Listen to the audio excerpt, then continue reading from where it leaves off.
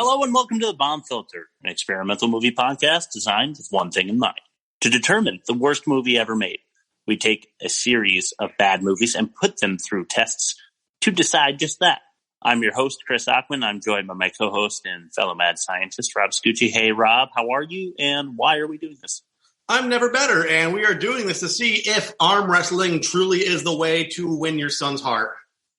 Yeah, that is what this movie is all about. And I felt my heart being melted being a father myself. Me too, man. I could say it took my emotions over the top. Wow. All right, let's get right into it. All right. I have some bad reviews for you, and you have a couple for me, I think. I believe so. Well, not necessarily bad reviews, but I'll read them. You do your thing, I'll do my thing. A different style of review. Yeah.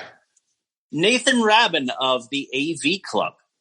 With over-the-top, Stallone has clearly exploited the Rocky formula once too often. An audience rebelled against its condescending family melodrama and heavy-handed working-class trappings. Fair. That's totally fair. It was by the numbers. It was like Stallone, just like, I'll do a Stallone thing and I'll make a quick mill. You know, it's funny. I didn't really recognize the Rocky formula in it until I read that review, and I was like, "Oh my god, yeah!" And yeah. I feel like I should have, but seems obvious now. Yeah. I didn't get an author for this article. It was in the Associated Press. Okay. The predictable family drama leads up to an equally predictable battle of Goliaths, who fight with one arm only. Over the Top boasts one distinction. It is the first major movie about arm wrestling. Don't look for a cycle to follow. Are you sure that's not Roger Ebert? It's not. Well, I guess I'm not sure if he was running for Associated Press at the time. Then yeah, sure. But I wanted to avoid doing Ebert every single pod. So yeah, I didn't look at this review. Could you imagine if they did like Over the Top 3, 4, and 5? Dude, oh my god, I would watch every one of them, I think. Oh, I would. I totally would. This is like cringy gold for me. The second half of the movie is so up my alley. I was like in my glory watching it. No, I felt good. So you want to read your stuff real quick? Yeah, so a big gauge for me in life is a big piece of advice. I mean, I don't always practice it, but I do preach it, is don't read the comments.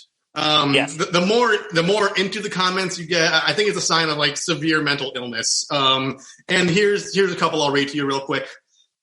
This is from Cizia69 on YouTube. Stallone flexing, puffing his chest, and tiptoeing 24/7 is a reminder that we have to transcend ourselves and aim higher, no matter the circumstances, no matter the beasts we have to face. Wow.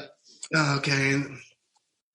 I like that one. Okay, and I'll leave it at this one. This is a classic, hands down, one of Stallone's best movies, underrated classic, no punctuation. Of course. Of course. Dude, that's great. Please bring in YouTube comments next week. Will do. You want to get into the Keystone apparatus? Sure, let's get into it. All right, so what I'm going to do here is I'm going to give the community of films that surround it that I found, again, on Amazon Prime Video this time. I know it was free on there, so if you haven't watched it already, stop the pod, watch it, then listen to the pod. Yes. So I grabbed 7 movies.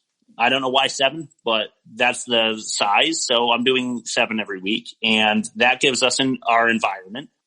So we want to get a grasp on whether or not this is a Keystone Predator. Is this one of the best? Is this the best movie in the community? Is it just eating up all the rest, or is it easy prey for the rest of the movies in the community? So I'm going to now give you the movies that they gave me. Sidekicks. Have you ever heard of that one? Nope. Chuck Norris. Never heard of it. Got a 26. Okay. Breakin' 2. Electric Boogaloo. Why do I feel like I heard of that? Is it this the Electric Boogaloo thing? Yeah, I think I always thought that was like a running joke because like one movie actually did it, and then everybody else made fun of it. Okay. But I could be wrong there. I'm just going off the dome, but I never heard of it. Well, I was curious, so I clicked it to see if there was anyone, and I also tried to find like an actor to like pull it in a little bit.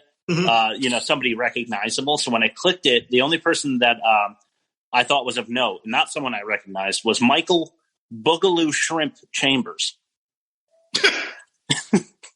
Is that in quotes? So Boogaloo Shrimp is in quotes. Okay. Convoy. Oh, that got a 29. I don't know if I said that. Okay. Convoy. Chris Christopherson. You've heard of that one. Oh, yeah, he was in The Jacket. I love that movie. The Jacket. I love that movie. Okay. 43%. Okay. So far, kind of, we're in the dregs here. Yeah. But Rudy, the Sean Astin, Sam from Lord of the Rings guy, got a 78. That's pretty good. Beat Street, never heard of it. The only person that I saw on there recognizable was Ray Don Chong. Okay. I think that's Chong from Cheech and Chong's daughter. Okay. 57%. Pumping Iron with Schwartz. It's a Schwarzenegger doc. Got a 91. If you can believe it. That's the one where he's like talking about like molesting women. Oh. And it got a 91. I was surprised. I can't say that's in my canon. I will admit I've seen it. All right. Movie called, and this is the last one, Knockout with Stone Cold Steve Austin. I've heard of that one. Okay, well, it actually had no critic score, and only 2 reviews, but they were real reviews. Okay. And one was 3 out of 5, so I counted that as a 60. Sure. Yeah.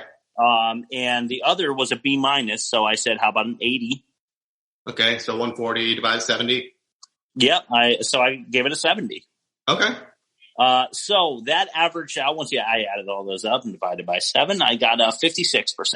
Okay. Kind of high. Over the top. You want to guess? I want to say, just from the YouTube comments, like I say, I always watch this in a vacuum. I try not to have outside influence on like all the budget and all that stuff. Yeah. Based on the comments, like everybody talks about this movie fondly. I watched this with my dad when I was a kid. It was fun. Like I long for days where films were made like that. I'm going to say it got like a 60. It actually only got a 33. Okay. There goes that theory. Yep. So it is another movie eaten by its competitors. Just to give us a jumping off point. So now we are ready for the first official test called the Budget Botch Watch. And this is where Rob and I assume the roles of budget analyst, and we compare the actual budget of the film to the value that we believe they extracted from it. So the difference in the 2 values is our score. Okay. So why don't you guess? I don't know. Do you know? Here's the thing. Okay, so there's not a lot of crazy special effects. I mean, they drive through a wrought iron fence at a mansion that looks pretty big, and I mean, so like there's lots of crashing that looks real, like some car stuff. And I gotta tell you, for the year it came out, the driving scenes looked good. Now, to their advantage, they didn't have a rear view window, so there was no crazy green screen going on. Oh yeah, good point. But the scenes looked realistic, like they were actually either driving or they had a really good green screen or something going on. So I'm going to say about 40 million. That's a good guess. I'm going to say 30. Okay. Because they didn't do a whole lot, and they probably had to pay Stallone a fair amount. Let's see. I'm scrolling down now. The budget. Okay, so it's 25. So we were close on that one. Finally. I feel like this category embarrasses it. Yeah, every week. Well, you're closer than I am anyway. Okay, do you want to know what it grossed worldwide? I want to guess first. Do it. I want to say it grossed 100 mil. Dude, guess again. I'm going to give you this opportunity. Is it? Am I way over the mark? Am I over the top on this? You are over the top. Let's go. All right. I'm going to go in extremely. Let's go 40 mil. 16 million to date, so it's 9 million less than it costs to make. I figured people thought it was a shit back in the day, the way those YouTube comments went. But like I said, like if you're on the comments, you are mentally ill. So I guess that I didn't account for that slope. Yeah, that's really bad. Yeah. Not negative 9 million. So we need to determine how much we think they spent properly out of that 25 million so that we can give it a score. Out of the 25. They probably spent like 10 or 15 on Stallone alone, right? I would imagine, yeah. Yeah, and then because he was a hot ticket, which is worth it. I mean, any dollar they made was probably thanks to his face on that movie. Because otherwise, what was there? Yeah, that little kid, fucking sucked, dude. Yeah, he was a douche. Yeah, maybe he was good. Maybe he was good at being a douche, and that's he was a good actor because I hated his character so much. How about that? Yeah. Okay. Sure. So mostly Stallone. They had to get a conference room at the Ramada Inn to do the arm wrestling competition or a Hilton, like they said, or whatever it was. And then I think maybe just the on location and the driving and stuff. So I think they spent maybe, I'm going to say Stallone got like 10 million and they spent like 5 million appropriately, leaving 10 million in the that would be balance. 15 from 25, 10 million. Yeah. I was going to say 20 mil. If you want to just split it, and then that doesn't complicate things. So it's 7.5 mil, right? Yeah. All right. So negative 7.5 will go between us. Okay, so it's not terrible, but that's not a bad score to start. But it's also going off a much smaller budget than some of the other movies we've done so far. So it's there's less of there's less chaos on either side if we overshot it. So yeah, right. Okay, well we have our score. Why don't we move into test number 2? Okay. All right. I'm going to take a sip of water real quick. Sounds good. My throat is a little scratchy. Oh yeah. Okay, this one, test number 2, is the elevator movie plot pitch. Okay. So an easy way to determine the strength of a movie is to summarize the plot as succinctly as possible. The gold standard plot pitch for the bomb filter is Spielberg's Jurassic Park. It's short, it's clear, it's easy to understand. Jurassic Park can be accurately summarized in as little as 10 seconds. When summarized, bad movies are convoluted, unclear, and lengthy. To help us determine how bad our subject is, we compare its plot pitch to that of our 10-second standard. Any seconds past that 10, we add to the score. So we also administer a star rating for the quality. And that sometimes moves the meter when it comes to which movie is worse. So let's get into it. Test number 2, the elevator movie plot pitch. Hey, I gotta show you my script for this movie that I just came up with. Have you ever seen Top Gun? It's like the guy from Top Gun, but he works at a mall. And okay, so it's the night of the he's trying to hand out those little lotion packets and sample. Hey, sir, I know you're in a hurry, but would they try that? So he's got the lotion job and hiring a comedian to do their Corky Romano's got a kid, but you don't know he has a kid yet because he's getting into work. But later in the movie, you find a guy from I had to get the Corky Romano part in there. Okay, I think we're good to go. Yeah, no, I appreciate it. That's the shining moment of the bumper stuff. Okay, so I got the timer. We're going to go 3, 2, 1, pitch. Lincoln Hawk is an estranged father, truck driver, and arm wrestler.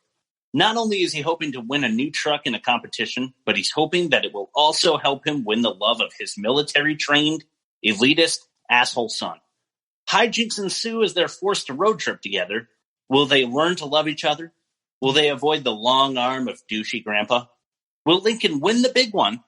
Stay with us to find out. 27. 27 seconds. Yeah. Okay. That's low. So this movie's doing well so far. Yeah, it's got a 17. That will change. Okay, and then for the star rating. Yeah. How do you feel? I'll give it a 4, man. I mean. Yeah, dude. It was succinct. It was clear. It made me want to see it. I want to see what's going on. See if he wins over his son. Thank you, buddy. Okay, cool. All right. Well, we have our scores for test number 1 and test number 2. We are flying into test number 3. Yeah. This is the indefensible dialogue counter. Real easy one. So this test gathers horrible lines of dialogue into a collection that is then tallied to give us our score. So let's get into test number 3, the indefensible dialogue counter. Something that makes absolutely no sense. something similarly stupid.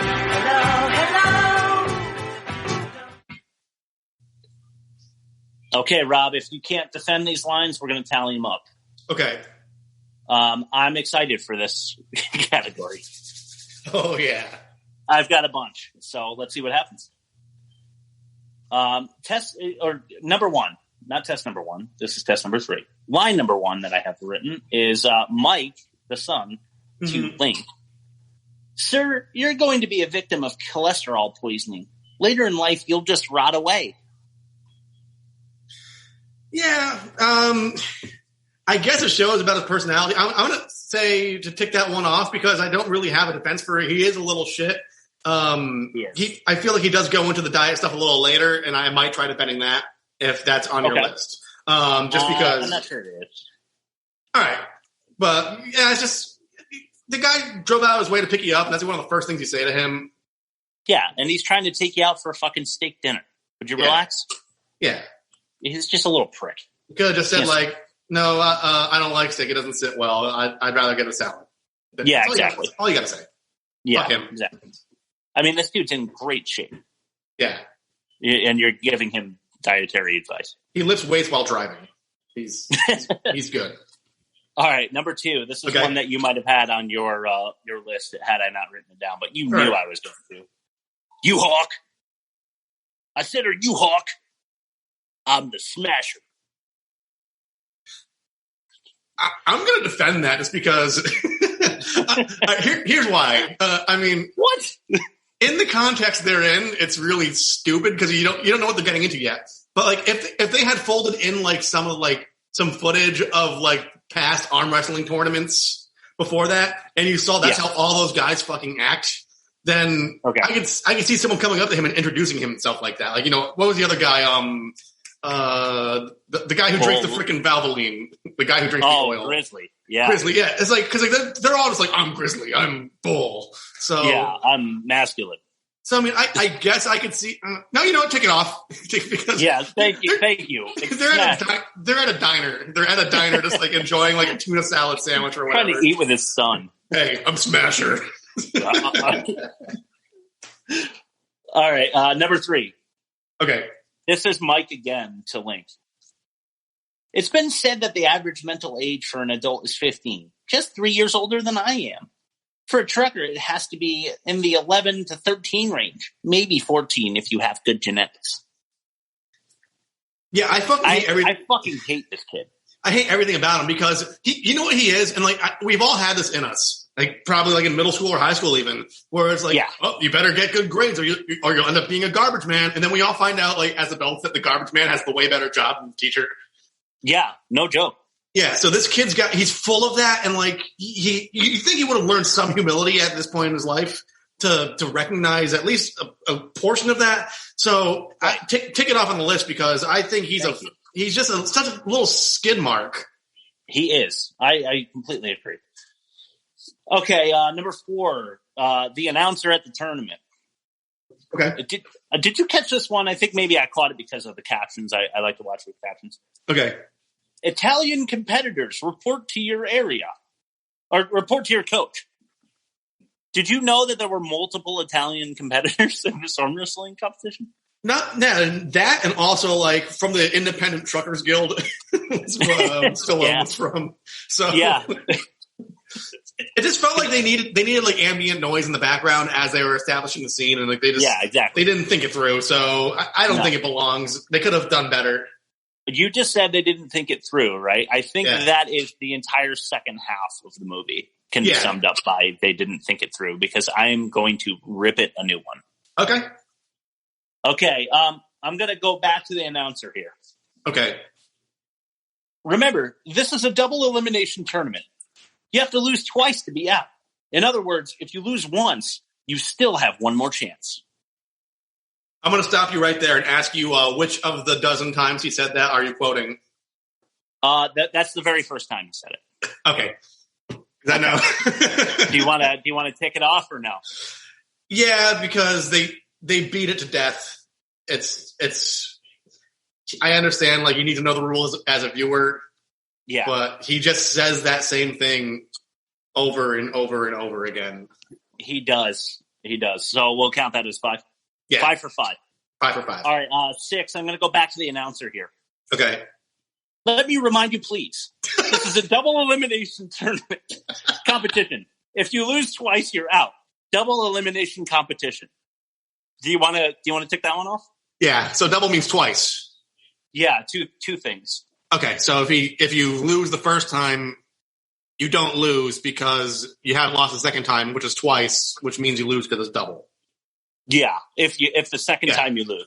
But Okay. if you win, then you can have another match. And if you lose that one, then you're out. Oh, because it's double. Because it's okay. 2. Yeah. Tick that off. All right. Here comes line number 7. Returning to the announcer here. Okay. This is a double elimination tournament. 2 losses and you're out of the competition. What do you think? You want to? That one was a little more concise, at least. I say let's spare that one because that's all you need to know. Okay. We did need to know it at some point, so we did. Yeah. That's where they should have left it, I think. Yeah. Okay, number 8. Remember, ladies and gentlemen, please remember, this is a double elimination. Each of these semifinalists have another chance. You have to lose twice to be out of the competition. Yeah. Yeah, just tick it off. Okay. So we spared one. Okay.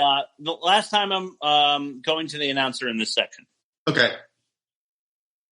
We're continuing the semifinals tournament. Remember, this is a double elimination. Any competitor who loses once has another chance. Can I tick that one off? Yeah, please. Okay, all right. I am done with that. I am sorry for torturing the people at home, but I could not fucking believe how many times they made us hear that. It is to drill into the heads of people who are really into like truck driving and arm wrestling. The fact that if Link loses once, he's not out of the competition. Getting up for their 9th popcorn during the 3rd act, so they need a refresher real quick. Yeah, that's probably the scenario they painted in the board. See, what would have made this movie better is if it shows him lose the first time, and as the audience, you think he's out. Yeah, and then it has a slow motion. His face is in his hands. He's upset, and then he says it once. Yes, and you're like, oh, thank God, because then you would have like been off the cliff at that point, falling. Yeah. But somebody would have like pulled your parachute cord, and you would have been fine. All right, number 10. Linked to his son this time.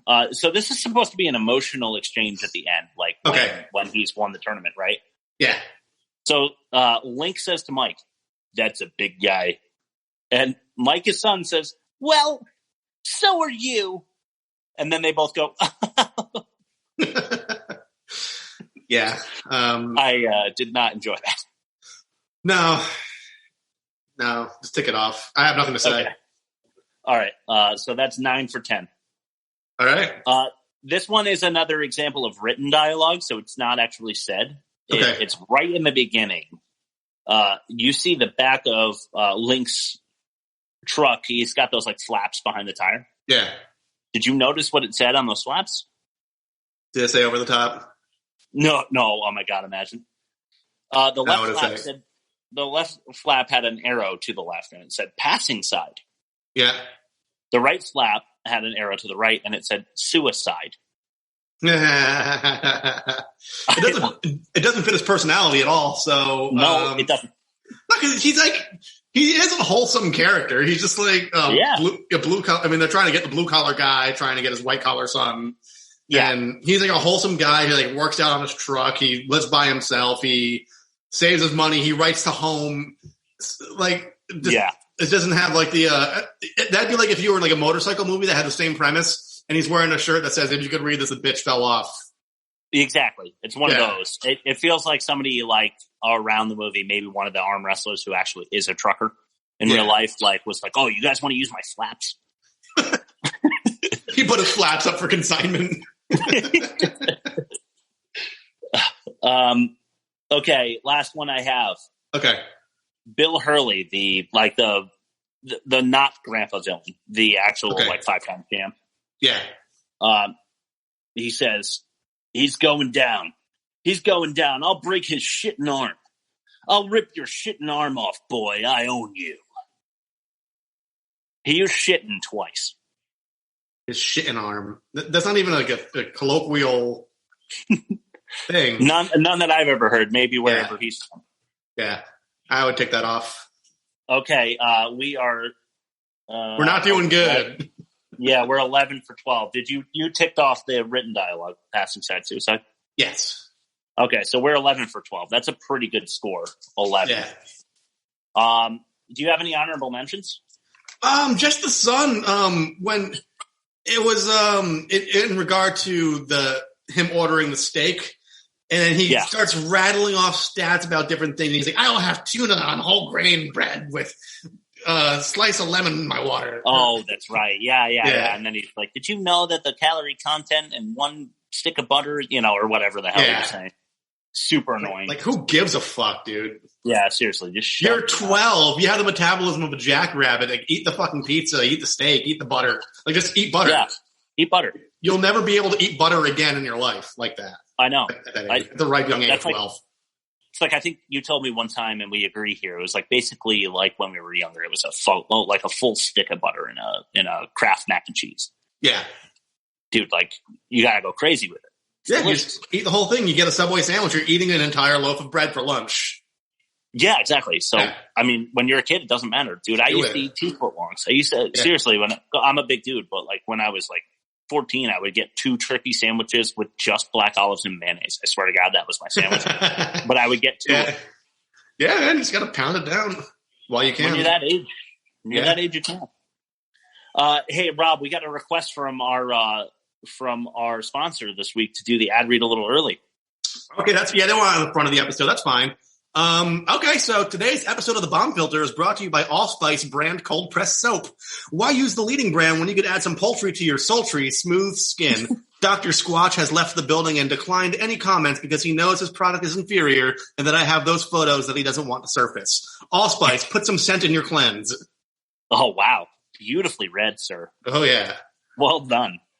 And that brings us right into test number 4, the Emotometer overspill. Okay. So for this test, we will use another piece of custom equipment we've referred to as the Emotometer. The Emotometer can be fine-tuned to the emotional output of the actor in question. When activated, the meter measures the peak of emotion displayed by the actor in a given scene and compares it to the range of genuine human emotion a person would actually display. So 10 cages is the maximum score. Cage is referring to, of course, the friend of the pod, Nicolas Cage. Any more than 10, and we record it as our result. So let's get into it. Test number 4, the Emotometer overspill. You blow a fuse, sing from the time we cut loose. The Emotometer overspill, where screaming is king. Of falling in love.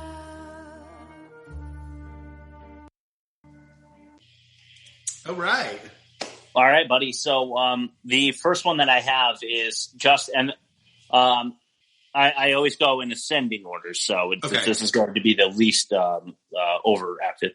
And so I just wrote the diner/bar, not sure what it was, scene where Smasher Bull is introduced. Mike the Kid, the guy that screams over the top, the crowd, and the waitress were all just too much. Yeah. So I gave it a 19. I don't have any specific dialogue other than the guy who was watching Link, and he's like, over the top, Link. No, this is like a grab bag consortium of individuals. Okay, yeah, because they're just like smacking themselves in the face and bumping their fists. And 19's fair because there's that. Like, it's not too high, but there is that fervor of like people just having a bloodlust for a good arm wrestle. And I will return to the scene a little later in our logical inconsistency section. And it will just, I think, further back us on that 19. Because that scene may seem a little high, but just collectively, I felt like that energy was pretty high. Yeah. Plus, this movie did have a lot of overacting. Waterworld did not. This one did. Yeah. So we got to start high because there's heavy competition here for who is going to meet Nicolas Cage in the former Master Chief Championship of the week. So my number 2, Hawk chasing Mike on the highway. I understand that, when your kid's like running across the street, you're freaked out. But he goes, Mike, Mike, Mike, Mike, Mike, Mike, Mike, Mike, Mike, Mike. And there's also some like when he grabbed his sound like Tasmanian devil or something. Yeah, yeah. So I gave it a 21. That's fair. Or a 20. A 20. My fault. That's fair. Let me stop you here because I don't want to step on anything that you might have on your list. But yeah, of course. What about Mike running out of the truck in the first place? Yeah, like when he tells him to pull over, you mean? Yeah, I don't feel good. Pull over. And then he just kicks the door open and runs out of the fucking truck in the traffic. I think that is an overreaction. Well said. Can we just make that? We'll make that the two people together in that. We'll make Mike and Hawk. All right, you want to pump it up to a 21? Pump it up to a 21, yeah. Okay, that's cool. I think that's appropriate. Okay. Speaking of 21, I gave a 21 to Big Boy Richie. Do you know who that is? Refresh me. It's the kid that Mike arm wrestles at another diner or whatever. Whoa, are you like a girl? I can take you. That kid. Yeah, I wrote some of his dialogue. Okay. Did you mention Roger Klotz in a different episode? One of the pilot ones, I do believe. Okay. Not one that's in the canon. I was getting major Roger Klotz from Doug vibes off of this kid.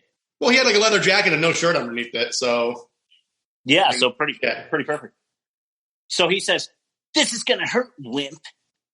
What do you think of that?" And then he loses and he's like, "One more time. I'm going to break your arm, punk."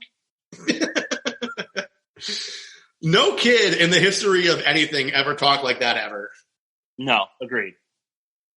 Okay, number 4. Mike finds the letters.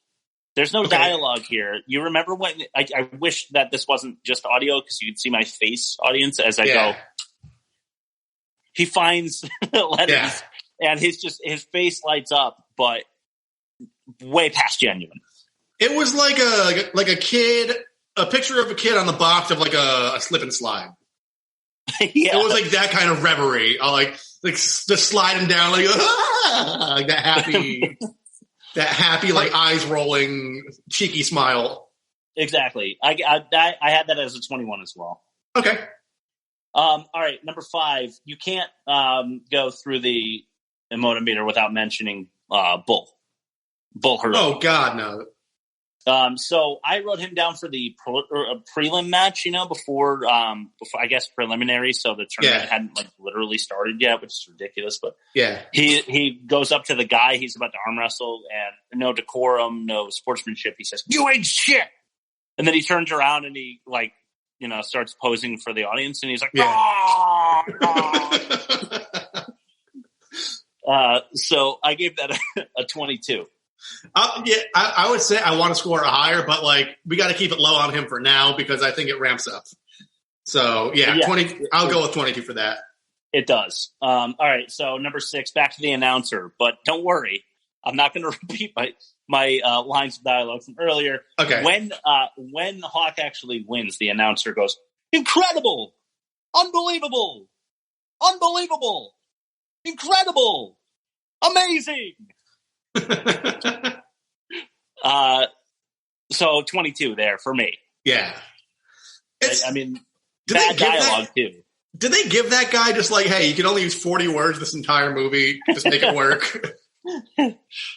Yeah, I think so. So you just had to like pick word paper out of a bin and just like line it together. All right. Number 7, return to Bull Hurley. You called it. He is back. Okay.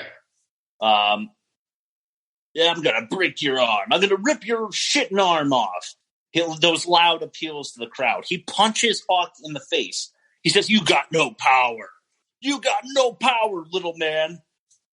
You're in for a world of hurt, little man. get in here. Just all that together, I gave him a 25. That's fine. He's exactly like the Bat Dad from South Park. Come on, bring the pain. Oh my God, yes. You're up for a world of pain. Oh, that's perfect. He does not actually. He's not our winner, if you can believe that. Okay. Do you have anyone else you want to mention? I mean, I want to say the grandpa, but like he doesn't really overreact too viscerally. I mean, he has like that dead face, and he just kind of says some like nasty things. Yeah, and he's a pretty good actor. Yeah. But like he is over the top. No pun intended. I really didn't even do that on purpose. Who I have an honorable mention for? Yeah, who's that? The guard. When the grandfather offers Hawk $500,000 and he turns it down, and he's like, yes. He's still talking to you. Oh, then, yeah. Then he shoves him and Stallone drop kicks him through the window. I would give it like a 22, but it's not too bad. Yeah. Sure. And that's actually Terry Funk. He's a wrestler. Terry Funk? Okay. Yeah, he's like a legendary wrestler. All right, yeah, well said. I mean, he was not good at acting because he's not an actor. Yeah. But I feel like half of the cast was not like people who act. No. So, no surprise. They showed up at like a pilot truck stop at like 3 a.m. and said, "Are you good at arm wrestling? Can you say 5 lines of dialogue? Well, come this way." Your arms are huge. You want to be in a movie? Yeah. All right. So here it is, our winner for this round. Okay. And it is John Grizzly. Okay. He said, I'm going to read you some dialogue and then tell you some of the things that he does that are kind of crazy. Okay. So you know how they have all of the like pre-semifinal interviews? Yeah. They pull them all aside and put them in front of the truck they might win. Yeah. And they're like, all right, tell us like, what's your approach or whatever. Well, Grizzly says, when I get to that table, I don't care who they are. They are my mortal enemy. Which wasn't as bad as him getting repeatedly slapped in the face. Yeah. Screaming as he's losing, that face he's making, is over the top. But he also eats a cigar. Yeah. Like he's smoking it, and then he just eats it. Yeah. And then he drinks motor oil. Yep. So with all of that considered, I gave him a collective 26, and I think that's totally justified. I think that's totally justified as well. Okay, so here we go. This is going to, I mean, he's going to see Cage in the full-on SG Championship of the week. Okay. So why don't we send it over to our announcers there, and we'll see what happens. Okay.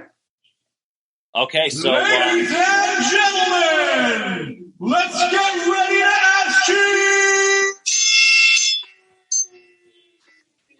Hey there, fight fans, and welcome to the Ask Cheek Arena. We have a classic in the making here.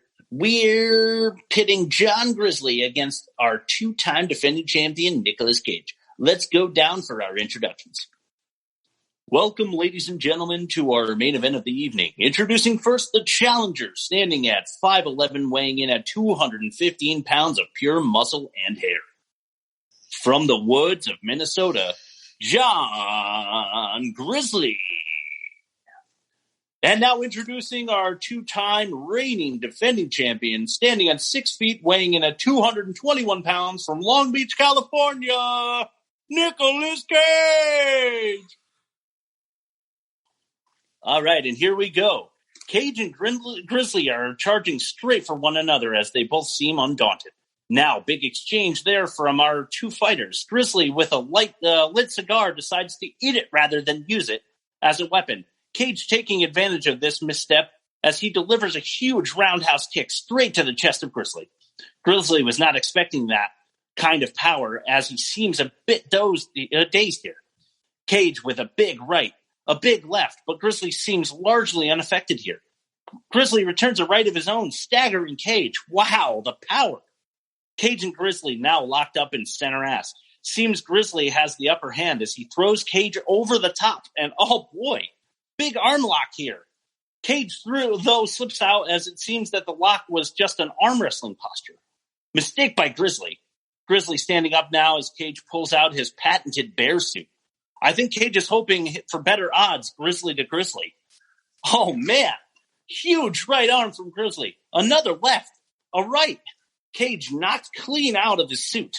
All but the bare feet remain, and he is down. Cage is struggling here. Grizzly pulling out is that motor oil? He's drinking oh my God!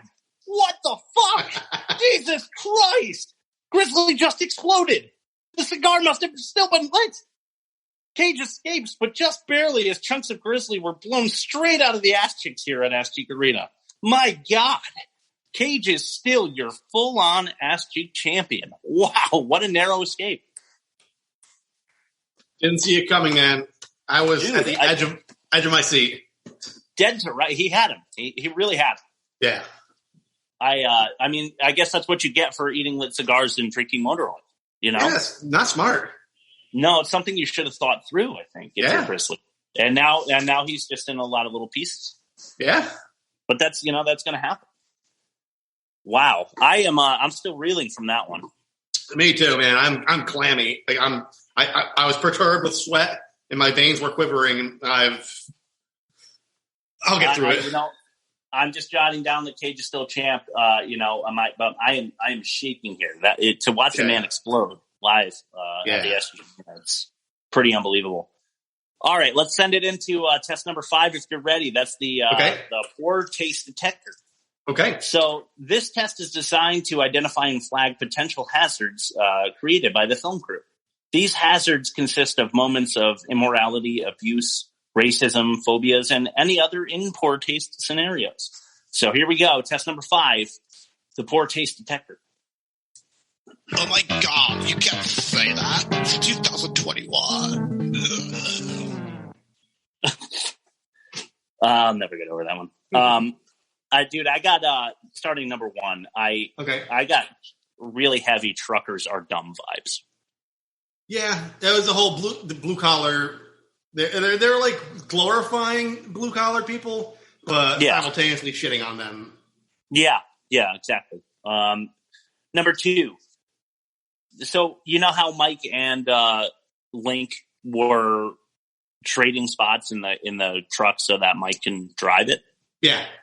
That's all well and good. I mean, I don't think Mike should be at the wheel of a machine going 70 or whatever, 60 down a highway at 12 years old. But, far be it for me to tell a father how to father. It's just that as they were pulling off the sort of hazard lane, neither of them even checked to see if there were cars coming. He just pulled off into the highway. Can I add to that real quick? Yeah, of course. No seatbelts. Oh, shit. Dude. So definitely 2. Definitely 2 so far. I didn't like how he forced his son, who was clearly very uncomfortable, to arm wrestle that douche. Yeah, that was just kind of like that's just like the boomer parent, like, don't be a wuss, don't be a wuss. Everybody's gonna think you're a pussy. And it's like, no one would have thought that if you didn't put me up to it. Exactly. Yeah. I mean, the kids didn't even call him out or anything. Yeah. All right, number 4. The taxi guy drives off with a 12-year-old while the father is just outside the car screaming his name. and they're not even in the same state, are they? Like, to the destinations? He just yelled. Oh, I don't know. He just yelled like a street corner address to the taxi driver, and he somehow knew where. He's like, all right, cool, let's go. I'm out. Yeah. So I didn't like that. And I hated this. Okay. Why did the mom keep the letters? What a fucking bitch. Yeah, because they seem to have a good relationship. I mean, like, it's clear towards like the third act that he left them because of the grandfather, and he still wanted to be in touch, but clearly, like, it was unmanageable. And like, I don't blame him. I guess I don't either. He's trying to contact his son. Yeah, he's trying to contact his son. So the whole thing is like, if she's talking to them both on the phone at the same time, and there's no tension in that, then why was she withholding the letters? Yeah, I really didn't understand that, and I thought it was shitty. Yeah. I think it was just a setup for later so we can see Mike, exclaiming with pure joy as he finds the letter, like a purse or something. Okay, so that's 5 so far. Number 6, quick hitter here, but the announcer announces Billy Bob from Texas, the Southern champion.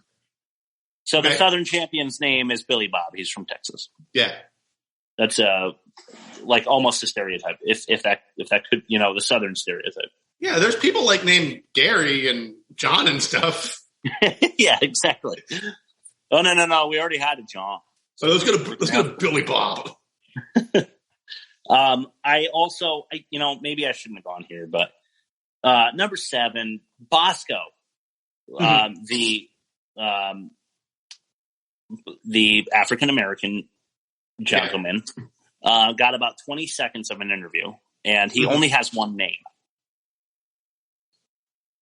Yeah, but it could be a stage name. So I okay. I don't know if that's important because you have Madonna, you have Prince, you have stuff like that. So I don't know. Yeah, I guess it's good that they included him. I just thought because everybody else's interview was like a minute long, and they just gave him like, okay, you get these 2 lines, and your name is Bosco. Just like we need you for diversity reasons. It felt like a token drive-by. I do agree with that. Yeah. So do you want to count that or no? Yeah, I'll count it. All right. Number 8, the women's division is completely pathetic. There's just like you catch glimpses, You know what's funny about that too is like they're deep into the action on like the semifinals and the finals, and they're showing like all the dudes, all the bruisers like going at it, and then like it just goes, women are doing great too, and then it goes back. Dude, it is that fast. That's so good. Women doing great too. All right, so that's 8. Then you got any mentions? Anything poor taste? Yeah. How about like the kidnapping? Okay, yeah. All right. Good point. 9. We are at 9. Yeah, because there was an attempted kidnapping by Grandpa. Yeah, and then they just. I just love how that whole scene unfolds. This isn't like a poor taste thing, just like a bad film thing. The whole thing unfolds. They wreck how much cars and traffic, and then they didn't have to do any paperwork after any of that. Police. They police involved. Just cuts to the next scene where there's like doop, doop, doop, doop, driving back down the highway. So yeah, your grandpa, he's a wily minx, or I was trying to think of what Dennis Hopper said in Waterworld, the wily demon or something like that. But, all right, hey, that's all we got. So 9, yeah? Yeah. Okay, on to test number 6. Okay. This is accounting for entropy. Okay. And so what we do here is, bad movies rely too heavily on films of the past. So when recycling an idea, a director or a writer is committing to a trope. So almost every movie has 1 or 2, but bad movies are just full of them. So we count them up to help us evaluate how bad the movie is. So let's get into it. Test number 6, accounting for entropy. Obvious tropes. Brought to you by, he's right behind me, isn't he? We're gonna need a bigger boat, and well, fuck me sideways and call me Senator Blimpy.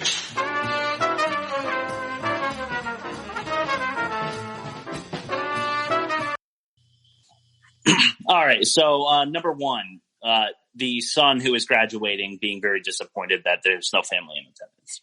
Mm-hmm. You see this all the time. Yeah. 2, the letter trove. Okay. That's like, it reminded me of when Forrest gets back all of Jenny's letters. Yeah. It's just like a big pile of time that you spent.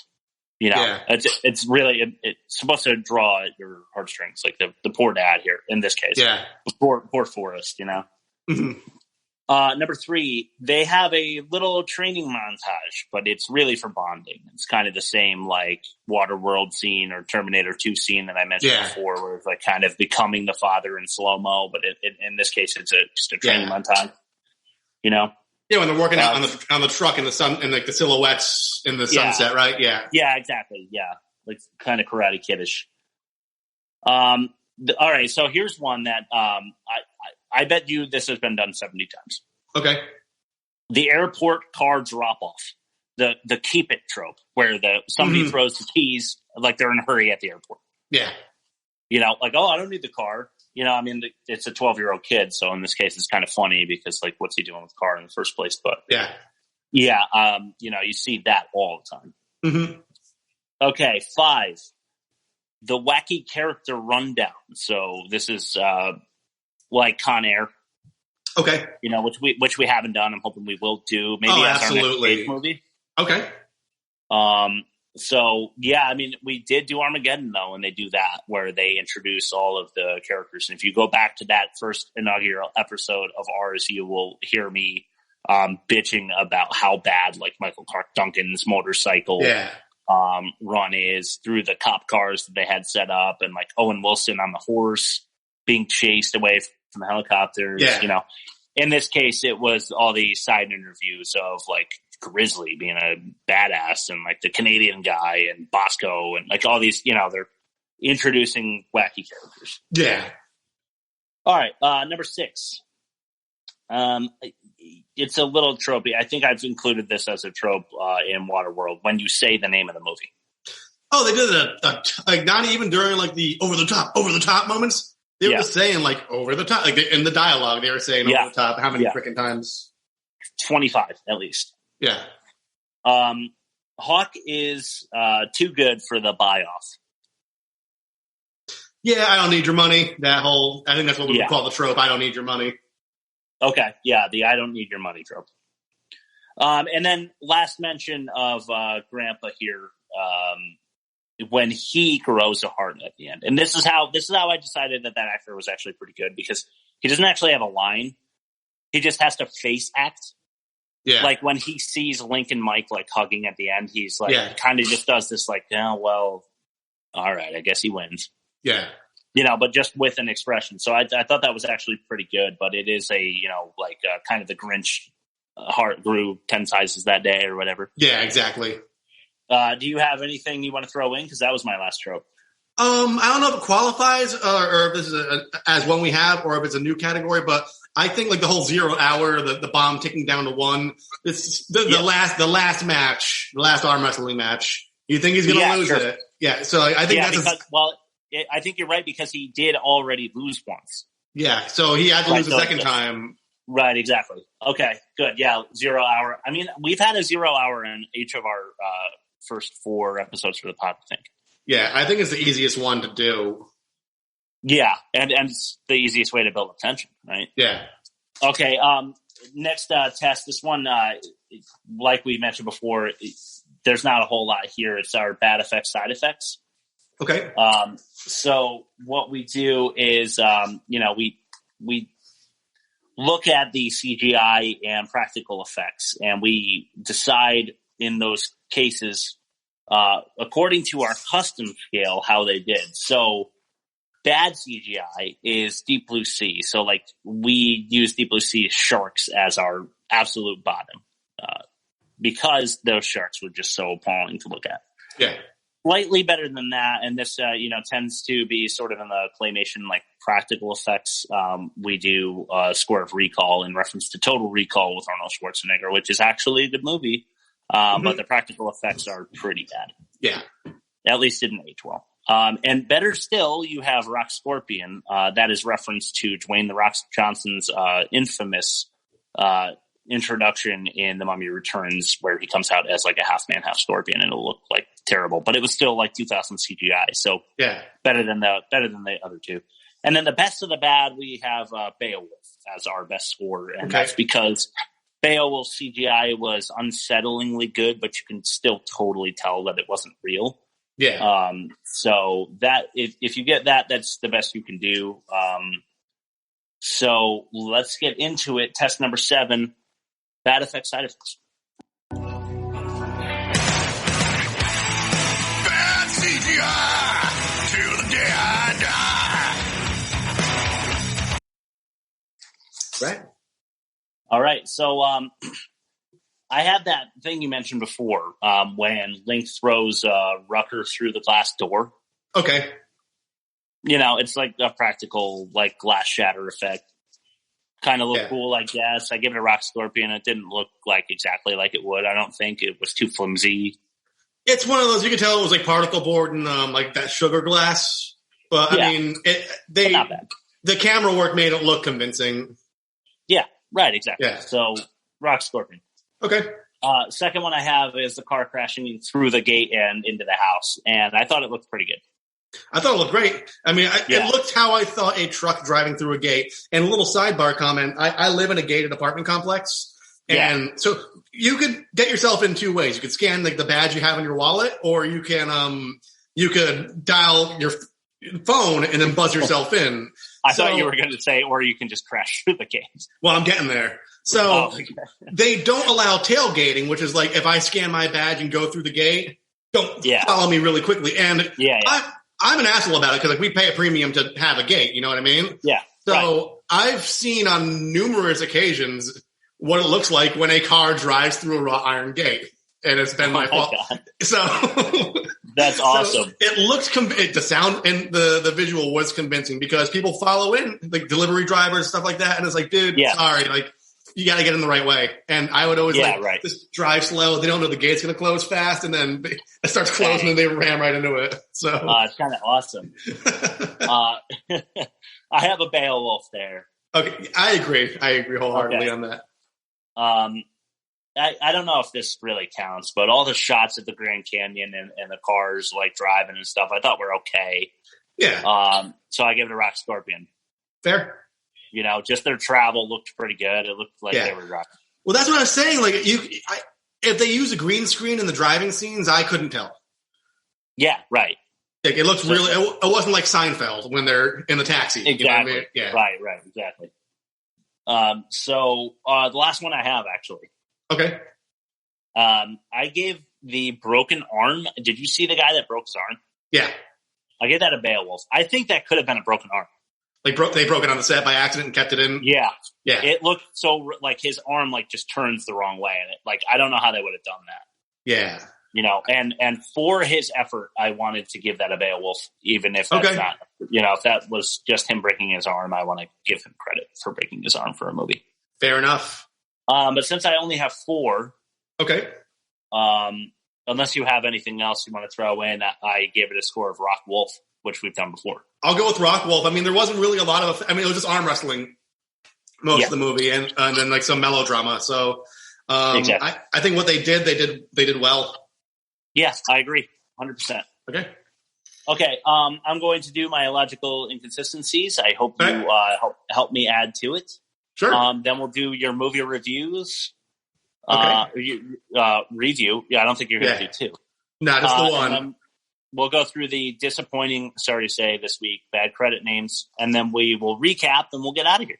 All right, and then for the credit names, I passed on it this week. I was doing a lot of behind the scenes stuff, which we will announce at the end of the show. So you're the maestro on that one. Yeah, cool. I'm sorry that it will not be as funny as I wish it was, but there's a couple in there. Okay. All right, let's get into the illogical inconsistencies. Okay. And oh boy, are there ever some in this one. Okay. So there's nobody in the bar/diner really, like when Smasher calls out Hawk. Yeah. And then all of a sudden there's 300 people. Yeah, I don't know if that was like a back room thing or if they just didn't think it through. Probably the latter. Yeah. Yep. I thought Frank Stallone's music sucked, and I hated this whole soundtrack. They were like, okay. 7-minute ballads on like an action movie. Like there are like 4 7-minute ballads. Yeah.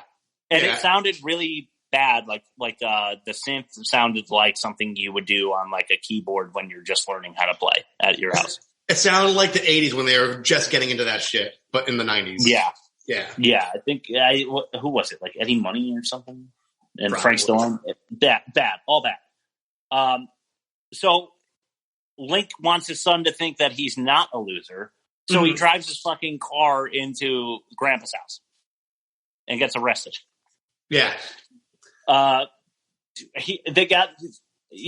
goes up to the counter to bet on himself. Yeah. You can't do that, can you? You can. You can, okay. But they gave him 20-1 odds. Yeah. In a 500-person competition that he's never competed in before. How the fuck does he have 20-1 odds? They just wrote it down that way, I guess. Yeah, and they were like, oh, long odds, friend. It's like his odds would be nowhere near that good. Yeah. What kind of a monster was that mom? I mean, if you want Mike to like Hawk, don't keep the fucking letters from him. Yeah. Mike driving Grandpa's truck while he's on the highway trying to get to the competition. You remember that? Yeah.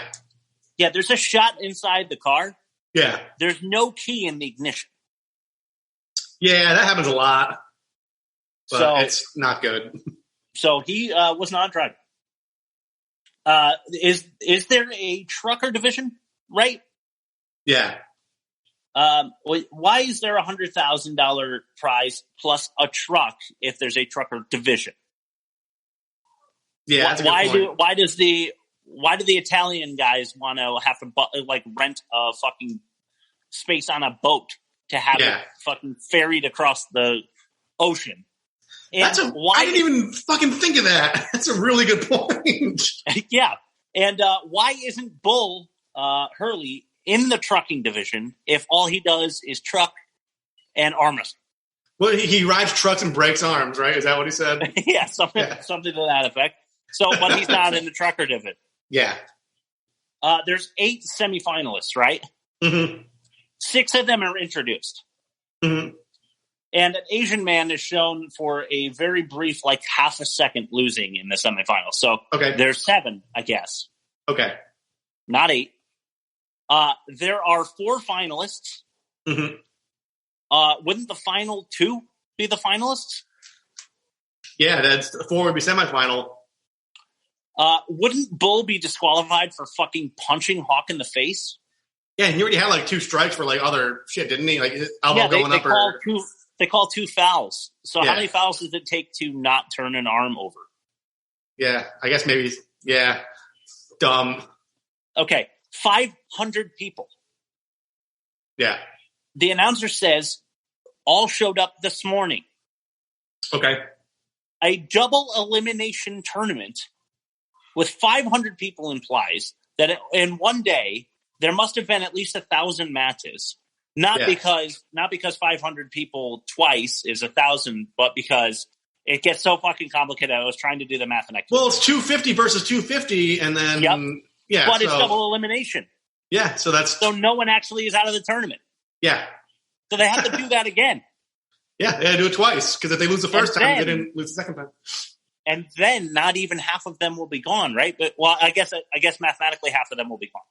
Yeah. After that, but not necessarily because I don't understand. Because the second round, you might have won when you lost.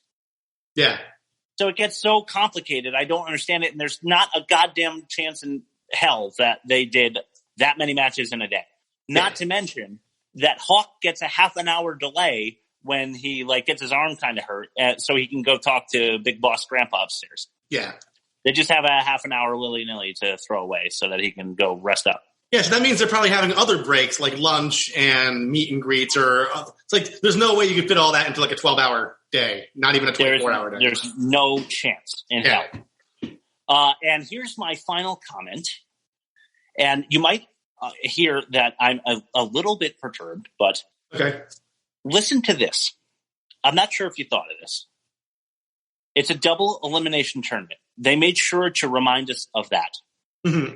On a number of occasions, correct? Okay. The guy says it 10 times. Yeah. Stallone, Link, Hawk, whatever the fuck his name is, goes into the final round with 1 loss.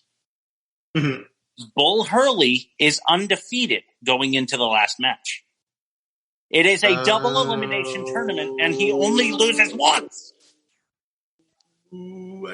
I didn't even think of that, and I should have. So they both have lost once at this point. They need to arm wrestle again. Yeah. That is my illogical inconsistencies, and that is the most upset I've ever been. Okay. I'm a very happy-go-lucky guy. Yeah. They think that I'm a fucking moron, apparently. Okay, that's Rob, funny. Why don't we get into your movie review so that you can make me laugh and bring me back? Okay, this one, I'll try. Sylvester Stallone is an arm wrestling nomad trucker with an axe to grind. That axe is his 10-year-old son, Mike, who's a little shitwad of a military brat with a dying mom who just wants them to get along. Michael's grandpa, Jason, is seemingly a billionaire and doesn't want Michael to have a father, so he stops at nothing to keep them apart. but love knows no bounds. Watch Stallone take down Bull, Jason, and even Smasher. Strap in for one hell of a high-octane double elimination, which means you had to lose twice right of your life as Sylvester Stallone finds his way out of the gutter and into our hearts. Pizza shit, but I kind of liked it. Yeah, man. Oh, my God. Perfectly summarized. It was a piece of shit, and I got really, really mad, as you saw, but I kind of liked it. It felt good. It felt good. Yeah. All right, dude. Well said. Let's get into back credit names. We'll recap. Okay. We'll talk about what we're going to watch next week, and we'll get out of here. Okay, sounds good. All right. I'm sorry again. I feel like this is disappointing, but I'll stop apologizing and just get into it. All right. A person who played someone called Mick Broom. Okay. Ross St. Philip. Okay. It's more so that he played someone called Mick Broom. Mick Broom. There was a Michael Fox. I saw that too when I was just turning the film off. Yeah. I like to mention those. Your life just sucks. Like you're in the movie business and your name's Michael Fox, not Michael J. Fox. Yeah. It's that Office Space thing where they're just going to mention how much better he is at doing movie stuff than you are. Exactly. There was a Sly Ali Smith. Okay. Burdell Chris Schwiebert. All right. I guess if my name was Burdell, I might want to go by something else. Yeah, I could agree with that. Rocky Gurr. Gurr? Yeah, Rocky Gurr. Gurr. Two more. Okay. Yoram Globus.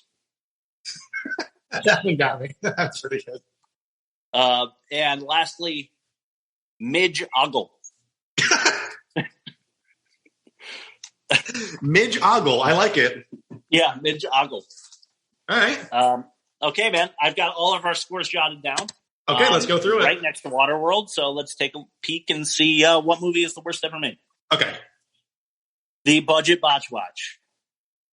Waterworld starts out pretty heavy here with a negative 25 million. Okay. That's not our highest score to date, but that is pretty big. Okay. If you remember, the Budget Botch Watch for Over the Top was only negative 7.5 million. Yeah. Our pitch, a 27 and a 3.5 stars from Waterworld, only a 17 and a 4-star pitch for Over the Top. So Okay. Waterworld takes that one too. Opening salvo is pretty strong here by Waterworld. Okay. However, Over the Top, with an IDC score of 11, that's pretty big. Yeah. The IDC for Waterworld was only 6. You came to the defense there quite a bit for Waterworld. So. Yeah. And Over the Top, with the help of Grizzly, who sadly lost the cage, Yeah. 26 is stronger than the 22 that Helen got in Waterworld. So Okay. it's 2-2. Okay. So Cage remains champion headed into next week. I just want to make that official so that next week you'll know who to expect. The Poor Taste Detector, Waterworld again. They got a 10, which is a high score. Even though Over the Top had a 9, which is good, they lose. Okay. So it's 3-2 Waterworld with only 2 to go, and they win the trope war with 12 tropes because it was a super tropey movie. Okay. 9 for Over the Top. So we are at 4-2 with only 1 left, and Over the Top was better because they were more conservative. Waterworld got a Rock Scorpion, which is a good score. Like that's towards a good movie, right? But Over the Top did even less, and therefore saving themselves with a Rock Scorpion, with a Rock Wolf. Okay. So officially, the worst movie ever made still is Waterworld. Okay, I can live with that. I'll sleep okay knowing that. Yep. Cage is still champ. And what are we watching? Street Fighter with Jean-Claude Van Damme for next week? I was thinking, unless you can think of anything different. But here's the thing: I don't know anything about Street Fighter really, but I remember the movie just being really bad. Yes, it is really bad. I'm wondering if it's free. I was looking that up, and I was also looking at this movie called Mortuary. It was a 2006 movie that was like straight to Redbox, and that was a pile of shit as well. But it's on Shudder, so you had to pay for that. So let's find out about Street Fighter. While you're looking that up, go on. It's free on Tubi, but that means that we have to watch it with ads. I'm okay with that. I watch Over the Top with ads on YouTube. So okay. I'm fine with that. Okay. Since I don't want to figure out what else to watch, especially But yeah, I'm going to try to get us something on like a major streaming service where our listeners won't have to listen to ads and stuff because they might be less inclined to watch the movie if they have to, you know? Okay. But if you love the show, and I hope you do, please watch Jean-Claude Van Damme's Street Fighter so that you can tune in on what platform there, Rob? Okay, so I was going to say we are now live on Spotify. So if you search the Bomb Filter, you'll see the Bomb Filter, and the host is Robert Scucci. I couldn't get both their names on there, unfortunately. That's fine. But it's on Spotify, and we have all episodes up there now, up to the current one. And the one thing I would also like to add is that they are going to ship it out to all the other stores like Apple, Amazon, YouTube, everything. So I'm really excited about that. Everything is on Spotify right now, and very shortly, all fingers crossed, it'll be on every big platform that you listen to things on. We tried SoundCloud, we tried Bandcamp. The thing is, I mean, I personally don't like having to use a dedicated player to listen to one show. So yeah. That's the thing. And then also we're live on Gmail. We're on Gmail, bombfilterpod@gmail.com. If you want to shoot the shit, suggest some movies. We try to keep the movies free, and we try to keep them ad free as well. But we want this to be accessible to everybody, but we know it's not always going to be possible. So we're all open ears, open eyes. We're just trying to do the best pod we possibly can. Anything else to add, Chris? No, just thank you for listening, and I look forward to next week's Street Fighter. I think it'll be really, really bad. That one's going to be funny, man. All right, dude. Awesome job on you. All right, guys. This has been the Bomb Filter.